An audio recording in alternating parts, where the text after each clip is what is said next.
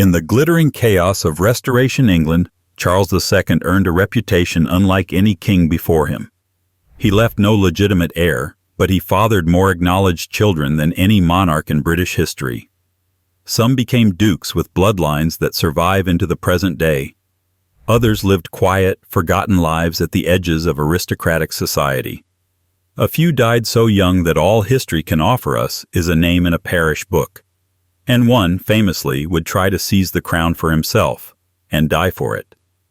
Today, we trace all of them. Not the myths, not the gossip, but the real people behind the surnames FitzRoy, Beauclerk, Lennox, and Tudor. This is a complete chronological record of the rise, fall, marriages, children, titles, scandals, and fates of every child the Merry Monarch ever acknowledged. This is whatever happened to Charles II's children. When Charles II returned from exile in 1660 to restore the monarchy after the Commonwealth period, he brought with him not only the promise of renewed royal splendor, but also a growing collection of illegitimate offspring. His marriage to Catherine of Braganza in 1662 would produce no surviving children, yet the king acknowledged at least 14 children born outside wedlock between 1649 and 1673. These children were not hidden away in shame. Charles openly acknowledged them, granted them noble titles, arranged prestigious marriages, and integrated them into the fabric of aristocratic society. They received dukedoms, military commands, court positions, and parliamentary seats. Their descendants would shape British nobility for centuries to come. This comprehensive examination follows each acknowledged child of Charles II in strict chronological order of their births, tracing their complete life stories from birth through death, and examining their lasting legacies. Each represents a different path through the complexities of illegitimate royal birth in 17th century England. James Scott entered the world in Rotterdam on 9 April 1649, the son of Charles Stuart and Lucy Walter. At the time of his birth, his father was a penniless exile, the nominal King Charles II following his father's execution earlier that year. Lucy Walter, a Welsh woman from Roch Castle, had become Charles's mistress during his continental exile. The boy spent his early years among the royalist exile community, moving between various European courts as his parents' relationship deteriorated. Initially named James Crofts, he was separated from his mother around age 6, when Charles took direct control of his upbringing. Lucy Walter's attempts to maintain contact led to bitter disputes, and she died in Paris in 1658, possibly of venereal disease. Following the Restoration in 1660, 11-year-old James was brought to England and placed under the guardianship of William Crofts, whose surname he bore. Charles II acknowledged him as his son and began grooming him for a prominent role in the new regime. The boy received an excellent education befitting a royal bastard, including military training and instruction in languages, mathematics, and statecraft. In 1662, aged 13, James was created Duke of Monmouth and Earl of Doncaster. Charles granted him extensive estates and appointed him to various military commands. He married Anne Scott, 4th Countess of Buccleuch, in 1663, gaining control of vast Scottish territories and taking the additional title Duke of Buccleuch.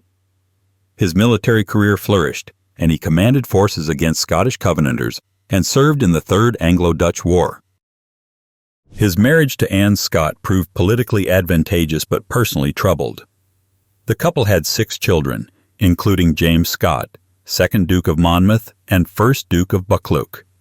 Anne Scott managed the Scottish estates efficiently, while Monmouth spent most of his time at court in London, pursuing military campaigns and political intrigue.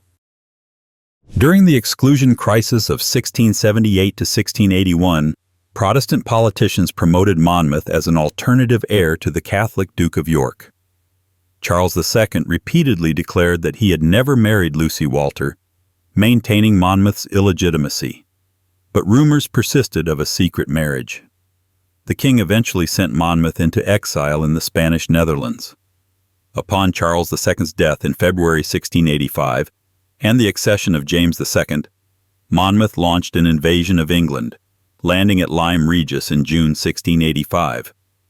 He declared himself the rightful Protestant king, gathering support from religious dissenters in the West Country. However, his rebellion collapsed at the Battle of Sedgemoor on 6 July 1685, the last pitched battle fought on English soil.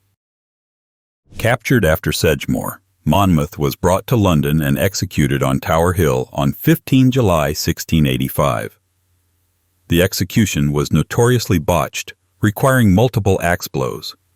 His male line became extinct with his grandson's death in 1732, but the Beauclerk title passed through female inheritance, and modern Dukes of Beauclerk descend from his marriage to Anne Scott. Charlotte Jemima FitzRoy was born around 1650, the daughter of Charles II and Elizabeth Killigrew.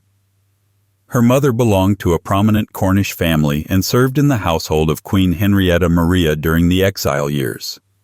Charlotte's exact birth date remains uncertain, but she was acknowledged by Charles II and raised within royal circles.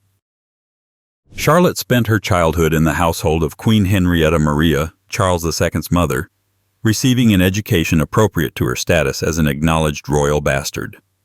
This upbringing provided her with connections to both English and French aristocracy, as the Queen Mother maintained residences in both countries following the Restoration.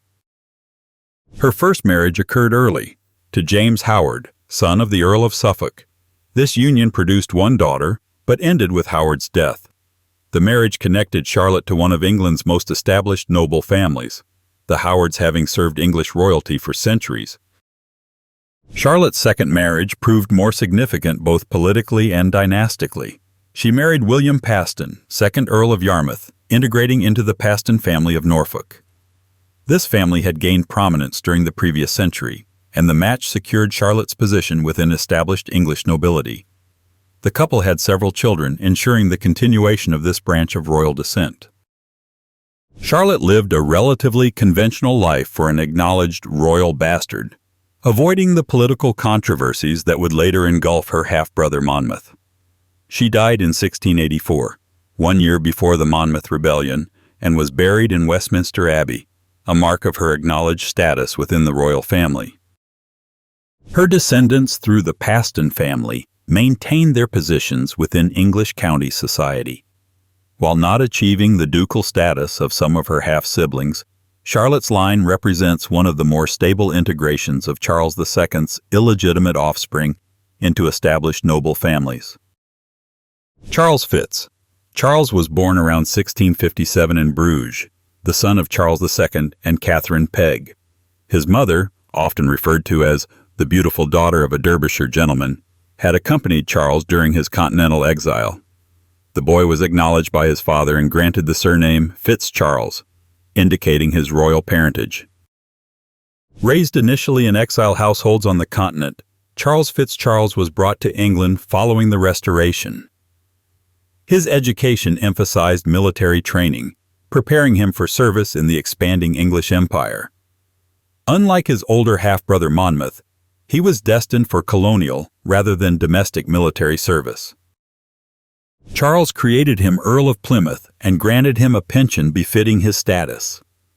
The young Earl was appointed to military service in Tangier, the English North African possession acquired through Catherine of Braganza's dowry. Tangier required constant military presence due to attacks from Moorish forces, making it both a testing ground for young officers and a hazardous posting. Before departing for Tangier, Charles FitzCharles married Lady Bridget Osborne, daughter of the Earl of Danby. This marriage connected him to one of the most powerful political families of the Restoration period, as Danby served as Charles II's chief minister during the 1670s. The Earl of Plymouth's service in Tangier proved brief but significant. He participated in the ongoing military campaigns required to defend the colony against Moorish attacks. However, like many European soldiers in North Africa, he succumbed to disease rather than combat. He died in Tangier around 1680, aged approximately 23.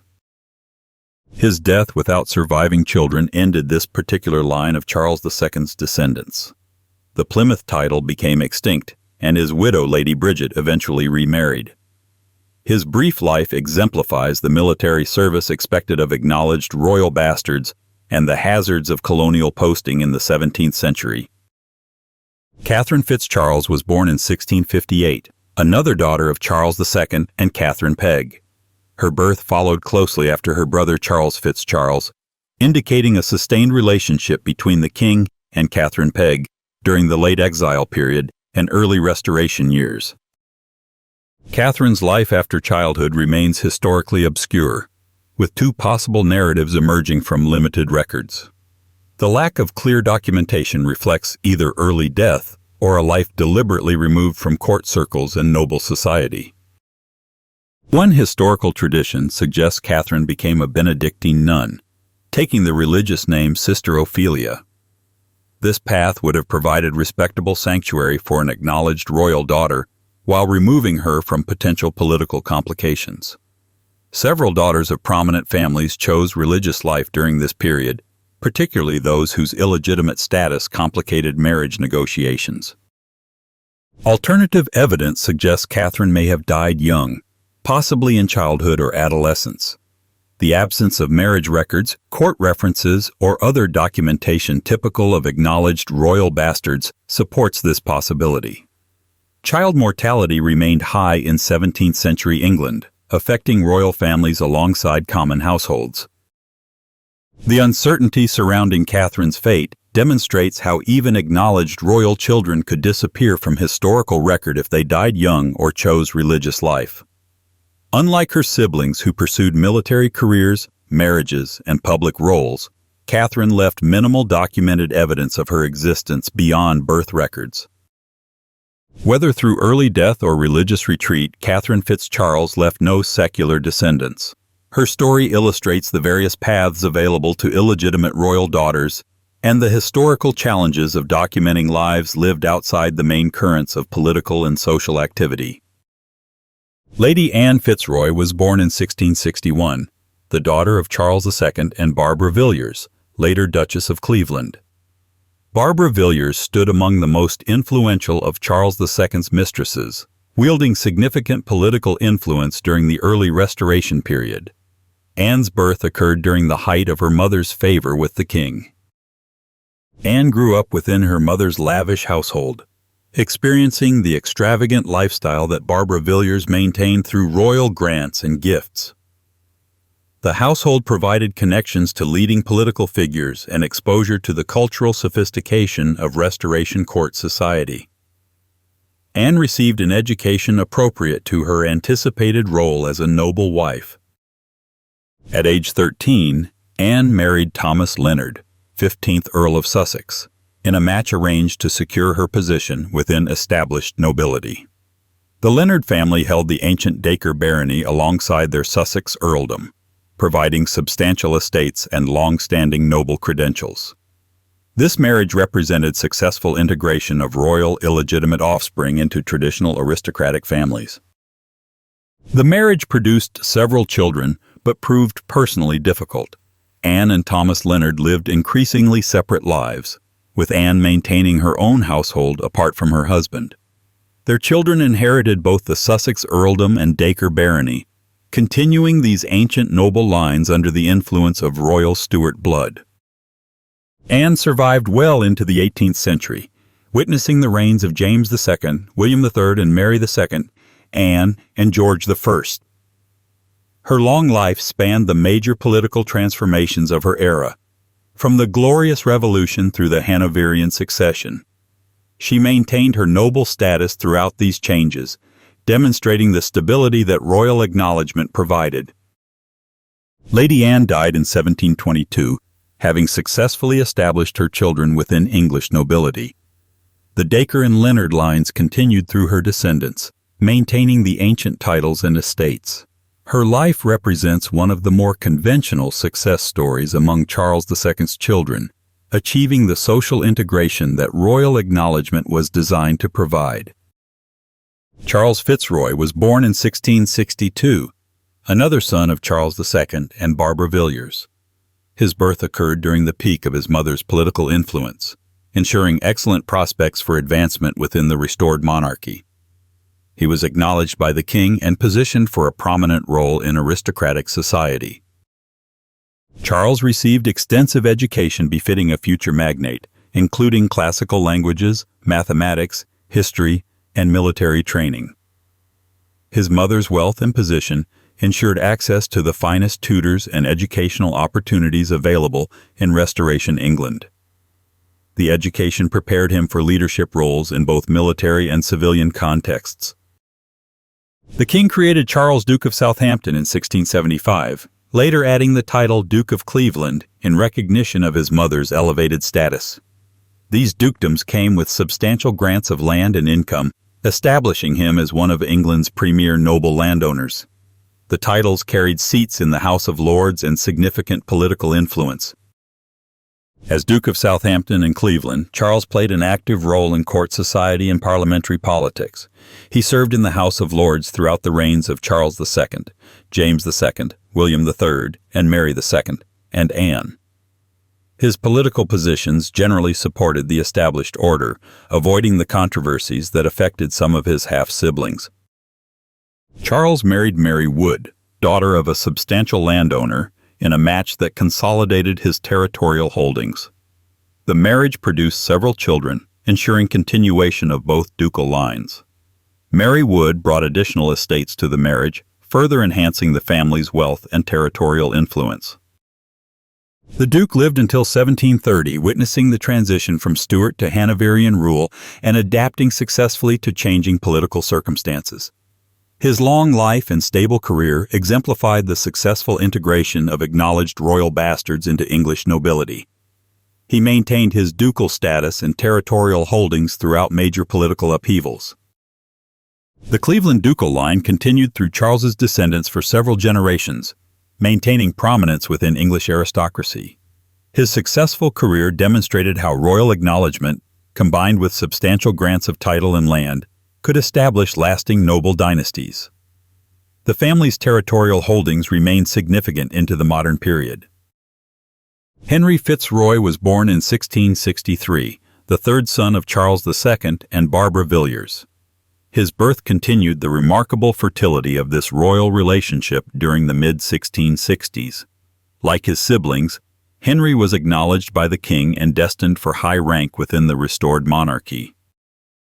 Henry's education emphasized military training more heavily than his older brothers, reflecting the growing professionalization of English military service. He received instruction in fortification, artillery, and naval tactics, alongside traditional noble education in languages and statecraft. This preparation anticipated active military service rather than primarily ceremonial roles. Initially created Earl of Euston, Henry was later elevated to Duke of Grafton in 1675. The Grafton title became one of the most significant among Charles II's grants to his illegitimate children, carrying substantial estates and political influence. Henry was appointed to various military commands while still young, gaining practical experience in warfare. As a child, Henry was married to Isabella Bennet, daughter of the Earl of Arlington and one of the great heiresses of her generation. This marriage connected the Grafton line to established aristocratic wealth and provided additional territorial holdings. Isabella brought substantial estates in multiple counties to the Union. Henry served with distinction in naval operations during the late 1680s, participating in campaigns against French forces. His service continued after the Glorious Revolution, when he supported William III against Jacobite resistance. He commanded forces in both naval and land operations, earning recognition for competent leadership under combat conditions. The Duke of Grafton's military career ended at the Siege of Cork in 1690, where he died leading forces against Jacobite defenders. His death occurred during the Williamite War in Ireland, as English forces worked to secure the island against supporters of the deposed James II. He was 27 years old at the time of his death. Despite his early death, Henry's marriage to Isabella Bennet had produced children who continued the Grafton ducal line.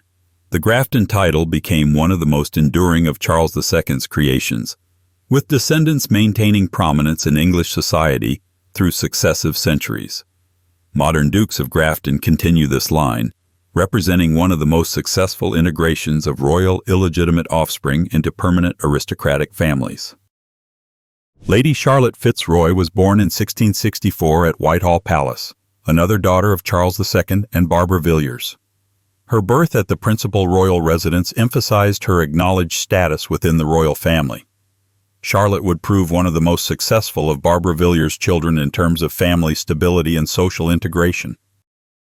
Charlotte grew up within the sophisticated environment of Restoration Court society, receiving education appropriate to her anticipated role as a noble wife. Unlike her volatile mother, Charlotte developed a reputation for steady temperament and practical intelligence. Her upbringing emphasized domestic accomplishments alongside the cultural sophistication expected of court ladies. Charlotte married Edward Lee, who later became Earl of Lichfield, in a match that proved both personally and politically successful. The Lee family held substantial estates in Oxfordshire and had supported the Royalist cause during the Civil War. This marriage provided Charlotte with a stable domestic foundation and integrated her into county society. The marriage proved extraordinarily fertile, producing between 15 and 18 children according to various records. This large family represented remarkable success in an era of high child mortality. Charlotte's ability to bear and raise so many children to adulthood demonstrated both personal resilience and access to superior medical care and nutrition. As Countess of Lichfield, Charlotte took active interest in estate management and family business affairs. She worked closely with her husband to develop their territorial holdings and ensure proper education and establishment for their numerous children. Her practical abilities contributed significantly to the family's continued prosperity. Charlotte lived into the early 18th century, dying in 1717 or 1718. Her long life allowed her to witness the successful establishment of her many children within English society.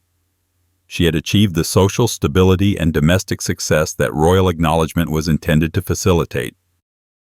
Through her numerous children, Charlotte's descendants spread throughout English aristocratic society, connecting the Lee family to multiple other noble lines through strategic marriages. The Lichfield earldom continued through her descendants, and her extensive offspring created one of the largest networks of royal Stuart descent in subsequent generations. George FitzRoy was born in 1665, traditionally at Merton College, Oxford, the son of Charles II and Barbara Villiers. His birth completed the remarkable sequence of acknowledged children from this relationship during the mid-1660s. Like his siblings, George was acknowledged by the king and prepared for high rank within aristocratic society. George received education in various noble households, gaining exposure to different aspects of aristocratic life and administration. His education included military training, estate management, and court etiquette. The varied household placements provided connections throughout English nobility and prepared him for leadership roles. Initially created Earl of Northumberland, George was later elevated to Duke of Northumberland, reviving this ancient title for the FitzRoy line. The elevation came with substantial grants of land and income, establishing George among England's premier territorial magnates. The Northumberland title carried particular prestige due to its historical associations with border defense. George served in various military campaigns and held appointments to the Privy Council, participating in the highest levels of government administration. His military service included both domestic and foreign operations, and his political role involved regular attendance at court and participation in parliamentary business through the House of Lords. George married twice, first to Catherine Wheatley and later to Mary Dutton. Neither marriage produced surviving legitimate children, despite the Duke's efforts to establish a dynasty. This reproductive failure represented a significant disappointment for someone granted such substantial titles and estates by royal favor.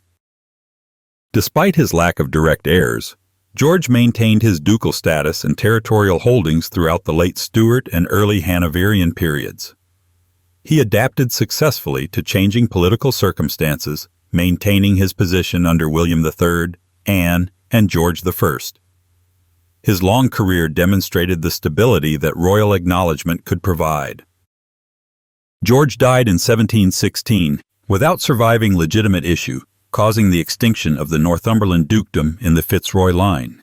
His estates and remaining honors reverted to the crown or passed to distant relatives. His death marked the end of one of the less successful attempts to establish a permanent dynasty among Charles II's acknowledged children. Although George's direct line became extinct, his career demonstrated both the opportunities and limitations faced by acknowledged royal bastards. His elevation to ducal rank showed royal favor, but his failure to produce heirs illustrated how even substantial grants of title and territory could fail to establish lasting dynasties without reproductive success. Charles Beauclerk was born on 8 May 1670, the elder son of Charles II and Nell Gwynn. His mother, originally an orange seller and actress, had risen to become one of the king's most popular mistresses.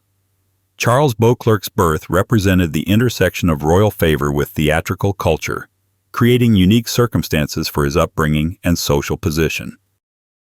Charles grew up influenced by both his mother's theatrical connections and royal support. Nell Gwynn ensured he received education appropriate to his royal acknowledgement while maintaining connections to the vibrant cultural world of Restoration theater. The boy learned languages, military skills, and court etiquette while experiencing a less formal atmosphere than his half-siblings from aristocratic mothers. Initially created Earl of Burford in 1676, Charles was elevated to Duke of St. Albans in 1684.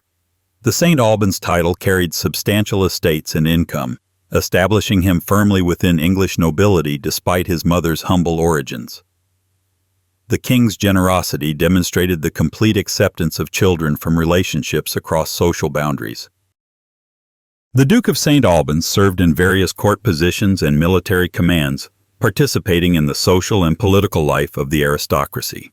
His roles included ceremonial duties at court and active military service in campaigns abroad. These appointments demonstrated his full integration into noble society, regardless of his mother's theatrical background. Charles married Diana de Vere, daughter of the Earl of Oxford and a descendant of one of England's most ancient noble families. The marriage produced numerous children, ensuring continuation of the St. Albans ducal line. Diana's aristocratic connections further consolidated the family's position within established nobility. The Duke lived through the major political transitions of his era, maintaining his position under James II, William III, and Mary II, Anne, and George I. His adaptability to changing circumstances demonstrated the stability that royal acknowledgement provided. He participated actively in parliamentary business through the House of Lords.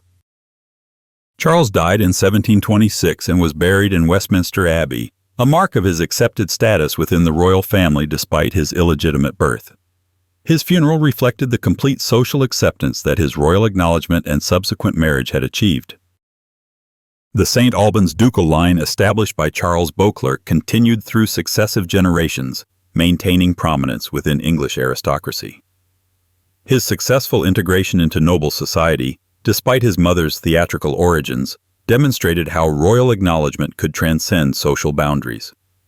Modern Dukes of St. Albans continue this line, representing one of the most enduring successes among Charles II's illegitimate offspring. James Beauclerk was born in 1671, the younger son of Charles II and Nell Gwynn. His birth followed closely after his older brother Charles, indicating the continued favor that Nell Gwynn enjoyed with the king during the early 1670s. Like his brother, James was acknowledged by Charles II, despite his mother's theatrical background. James spent his short childhood within his mother's household, experiencing the unique combination of royal favor and theatrical culture that characterized Nell Gwynn's domestic arrangements. Records of his early life remain sparse, reflecting both his young age and the relatively informal documentation typical of younger acknowledged children. The boy received education appropriate to his royal acknowledgement, though his young age limited the scope of formal instruction. Nell Gwynn ensured her sons had access to tutors and educational opportunities despite her own limited formal education. The household provided exposure to both court culture and the vibrant theatrical world of Restoration London. James's life was cut short by death at approximately age 8 or 9, occurring around 1680 or 1681. The exact cause of death remains unrecorded, though child mortality remained high even in privileged households during this period. His death occurred during a period when several of his half-siblings were beginning their adult careers. Due to his early death, James left virtually no historical footprint beyond birth and death records. He received no titles or public roles, and his death preceded any potential military service or marriage negotiations. His brief life illustrates the vulnerability of children in 17th century England, regardless of their royal acknowledgement. James Beauclerk left no descendants and minimal historical record. His death reminded contemporaries that royal favor could not protect against the medical limitations and child mortality rates of the 17th century. His story represents the more tragic possibilities faced by acknowledged royal children, alongside the success stories of his surviving siblings. Barbara FitzRoy, also known as Benedicta, was born in 1672 as the daughter of Barbara Villiers, though her paternity remained disputed. While officially acknowledged as Charles II's daughter, contemporary gossip suggested John Churchill, later Duke of Marlborough, might have been her biological father. This uncertainty created unique circumstances for her upbringing and social position. The rumors surrounding Barbara's parentage reflected the complex relationships within Restoration court society.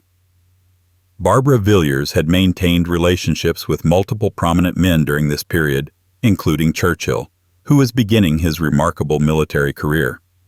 The uncertainty never received official resolution, leaving Barbara in an ambiguous position regarding her royal status. Barbara's youth was marked by scandal when she became involved with Archibald Douglas, Duke of Hamilton. This relationship produced an illegitimate child, creating additional complications for her social position. The scandal demonstrated how even acknowledged royal children could face social difficulties if their personal conduct violated contemporary standards. Following the scandal of her relationship with Hamilton, Barbara entered the Dominican convent at Pontoise in France. This decision provided respectable sanctuary while removing her from further potential controversies in English society. Her entry into religious life represented one possible path for royal daughters whose circumstances complicated conventional marriage arrangements. At Pontoise, Barbara advanced within the religious community, eventually becoming prioress of the convent. Her leadership role demonstrated administrative abilities and religious devotion that provided fulfilling alternative to secular aristocratic life. The position carried significant responsibility for the spiritual and temporal welfare of the religious community. Barbara remained at Pontoise throughout her long life, maintaining her religious vocation despite political changes in both England and France.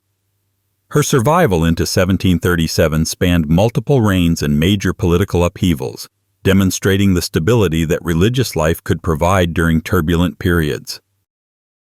Barbara left no secular descendants through her illegitimate relationship with Hamilton or any subsequent connections. Her legacy remained primarily within the religious community at Pontoise, where she contributed to the spiritual life of the convent.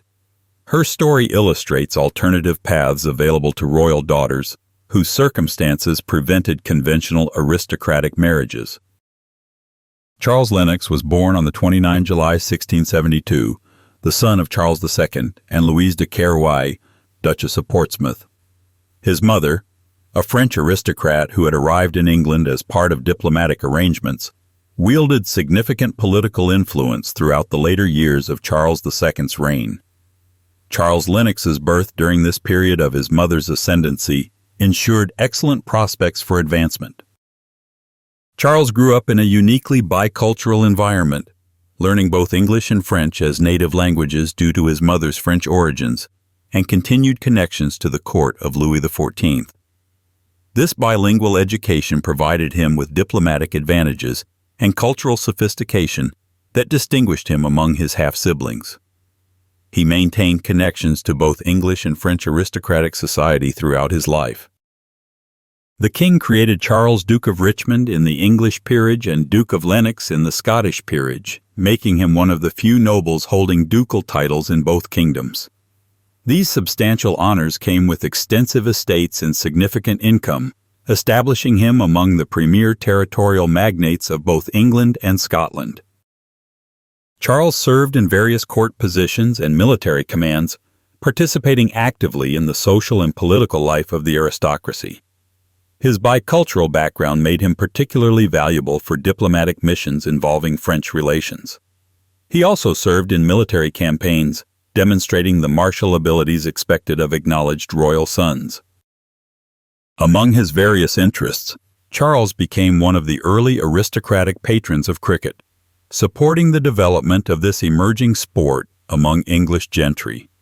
His patronage helped establish cricket as a respectable pursuit for gentlemen, contributing to its evolution from folk game to organized sport. This interest reflected his integration into English country society despite his French maternal heritage. Charles married Anne Brudenell, daughter of a prominent English aristocratic family, further cementing his position within established nobility. The marriage produced several children, ensuring continuation of both the Richmond and Lennox ducal lines. Anne's English aristocratic credentials complemented Charles's royal acknowledgement and French cultural connections. The Duke successfully navigated the political transitions of his era, maintaining his position under multiple monarchs from Charles II through George I. His adaptability demonstrated the stability that substantial royal grants could provide during periods of political upheaval. He maintained both his English and Scottish estates throughout these changes. Charles died in 1723, having established one of the most successful dynasties among Charles II's illegitimate children. The Richmond and Lennox lines continued through his descendants, eventually merging with the Gordon ducal family through strategic marriages. Modern Dukes of Richmond and Gordon continue this line, representing one of the most enduring successes in establishing permanent aristocratic dynasties from royal illegitimate offspring. Lady Mary Tudor was born in 1673, the daughter of Charles II and Moll Davis. Her mother, an actress and singer, had achieved fame in Restoration theater before attracting royal attention. Mary's birth represented the final acknowledged child of Charles II, born during the later years of his reign when his collection of mistresses and illegitimate offspring had become well established. Mary received respectable upbringing under careful guardianship, ensuring education appropriate to her royal acknowledgement despite her mother's theatrical origins. The arrangements reflected Charles II's consistent policy of providing proper education and social positioning for all his acknowledged children, regardless of their mother's social backgrounds. Mary married Edward Radcliffe, 2nd Earl of Derwentwater, connecting her to one of the leading Catholic families of northern England. The Radcliffes had maintained their Catholic faith throughout the Protestant Reformation and held substantial estates in Northumberland. This marriage placed Mary within recusant Catholic society, which would have significant implications for her children's futures. Through her marriage to Derwentwater, Mary became connected to Jacobite politics, supporting the restoration of the Stuart dynasty.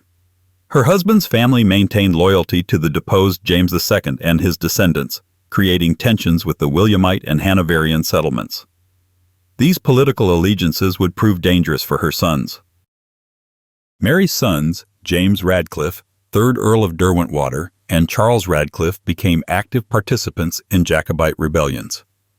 James was executed in 1716 following the failed 15 Rebellion, while Charles met the same fate in 1746 after the 45.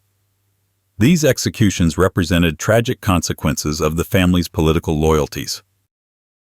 Following her first husband's death, Mary married twice more, first to Henry Graham and later to James Rooke. These marriages provided security during the dangerous period when her Jacobite connections placed her family under suspicion. The subsequent relationships demonstrated her resilience in adapting to changing circumstances. Mary survived until 1726, living through the reigns of William III and Mary II, Anne and George I. Her long life witnessed the complete transformation of English politics from Stuart absolutism through constitutional monarchy to Hanoverian succession. She experienced both the privileges of royal acknowledgement and the dangers of political opposition. Lady Mary Tudor's legacy became inextricably connected to Jacobite history through her son's rebellions and executions. While her royal Stuart blood might have provided advantages, her family's Catholic faith and political loyalties created dangerous complications. Her story illustrates how acknowledged royal children could face severe consequences when their political choices conflicted with established authority. Charles II's acknowledgement of 14 illegitimate children represented an unprecedented integration of royal bastards into English aristocratic society. While he left no legitimate heir to continue the direct Stuart line, his illegitimate offspring established lasting noble dynasties that shaped British aristocracy for centuries. The dukedoms of Grafton, St. Albans, Richmond, and Beauclerk continued through successive generations, with modern holders still tracing their descent to the Merry Monarch. The widespread network of descendants from marriages to established noble families created connections throughout English and Scottish aristocracy, ensuring that Stuart blood continued to flow through multiple noble lines. These acknowledged children experienced varying degrees of success in establishing themselves within aristocratic society. Some, like the Dukes of Grafton and Richmond, founded dynasties that endured into the modern period.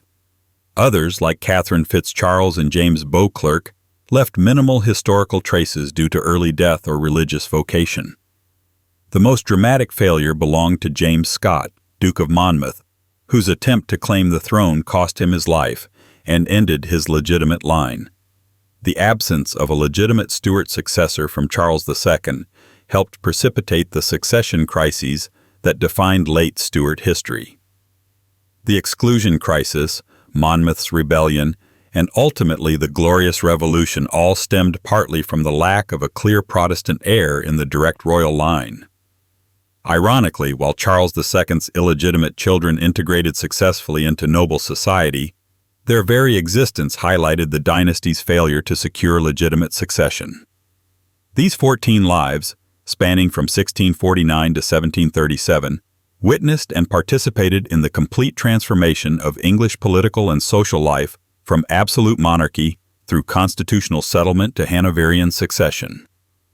Their stories demonstrate both the possibilities and limitations of royal acknowledgement in establishing lasting aristocratic position during one of England's most dynamic historical periods.